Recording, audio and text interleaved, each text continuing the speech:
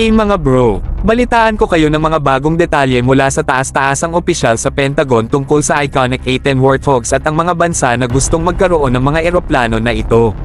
Akala mo siguro ang Ukraine ay todo-todo na sa pagkuha ng ilang mga eroplano na ito, di ba? Pero, biglang bawi.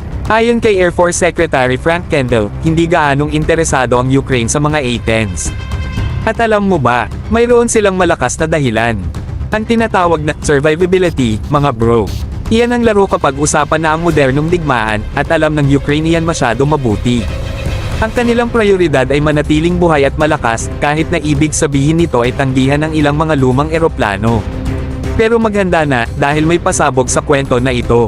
Samantalang posibleng magwalang kibo ang Ukraine sa mga A-10s, mayroon namang ibang bansa na nakaabang at interesadong kunin ang mga ito. Oo, narinig mo yun. May ibang bansa na nakakita ng potensyal sa mga lumang eroplano na ito, pero heto ang catch, kapag lumabas na ang mga ito sa US inventory, wala na silang susuportahang base. Ito'y isang malaking hamon. At huwag nating kalimutan, ang mga A-10s na ito ay hindi na bata. Matagal na silang lumilipad, halos kalahating siglo na. Oo, 45 years ng serbisyo, at sabihin ko sa'yo, mahirap hanapin ang mga replacement parts para sa mga eroplanong ito.